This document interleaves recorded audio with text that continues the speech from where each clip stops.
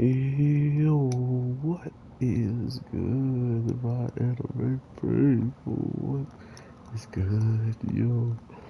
Guys, Wano is getting so fire. I don't really know if it's only thanks to the animation or if the animation didn't look all that great if people would still love it as much, but the previews are the things that I gotta stop watching. They keep getting me so excited. And then they're like, by the way, you're not going to get any of this for quite some time. I'm just unfortunately sad.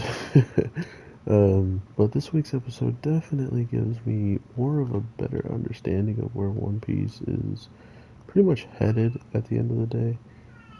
There's going to be a cat in the background who's going to cry because she needs attention.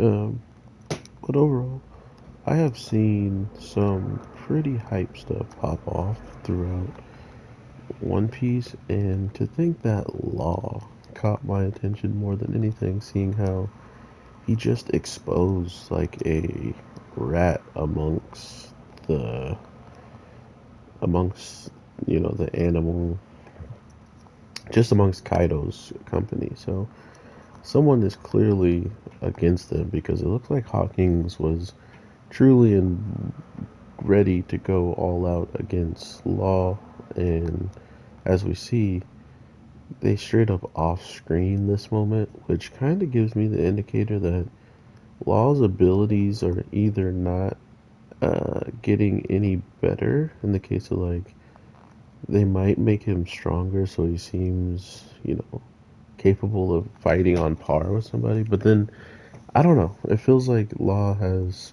been quite some time on the spotlight, so I would not be surprised if he actually ends up dying, seeing how with just fighting Hawkins, he almost lost his life. Not to mention, um, he should have lost his life if he actually fought both Hawkins and Drake, which I'm guessing it has to be him. Why would Drake leave, especially when he's the one that gave such a interesting look towards the end? But the other thing that kind of gets to me is why, if Law leaves him alive, they're pretty much screwed. Like, they should definitely take care of that guy and get him out of there. If not, I don't see it being the best thing, right? So, we'll see how they're going to handle that situation. I'm really interested more or less in how everybody is kind of going to come out into the fight, what kind of power ups, what kind of craziness they're going to have. Because if you first go and look at Luffy, he's absolutely just grinding out these training rituals to try to learn Rio. And you go over to now Zoro, who is about to get a sword that has been the only sword capable of cutting Kaido, which, if that doesn't sound like a setup, I don't know what a setup is. Um, so we have a capability of two Straw Hats learning or obtaining abilities to fight on par with Kaido, and now we have another instance of understanding just how many people they have to fight troop wise, and that they're going to be able to get all like what 5,000 people weapons and capability of fighting as best they can and not just going out there and swinging fist. So with all of the good news that's coming for the Straw Hats, of course I talk about all of it like as one, right? Like we have someone inside of Kaido's team that's helping, that could help potentially the Straw Hats. We have Law who's getting out and he's about to, you know, I don't know how he's gonna let his crew know he's out, seeing how he pretty much specified not to tell anyone that he was going in, which makes a lot more sense why he didn't want anyone knowing. And the Straw Hats, I mean, one thing, Luffy was going to try to come and save him, regardless of whatever, just like how he ran out and fought Kaido when he found out that Kaido might have killed everybody. So these are just things Luffy are bound to do, regardless of who the person is. if he knows them and if he cares about them enough, he's gonna treat them as if they're a Straw Hat member, and that's one of the best qualities of Luffy.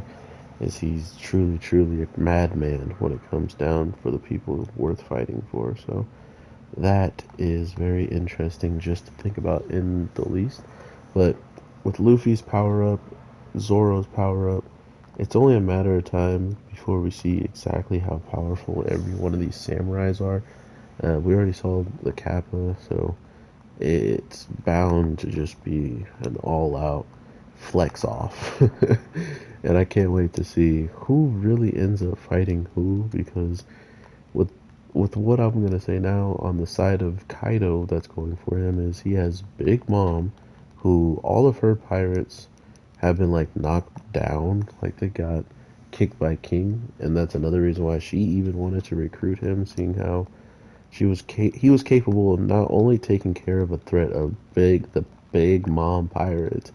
She then he then nullified her, which almost killed her by dropping her in water, and pretty much did everything you would expect of a captain. Like of the number one hand or number two at least, or I don't know. I think King is number one because Queen seems kind of, I don't know. Queen seemed kind of iffy, but regardless, I really enjoyed this episode of One Piece. Let me know if you guys did as well. There's so much coming soon, man.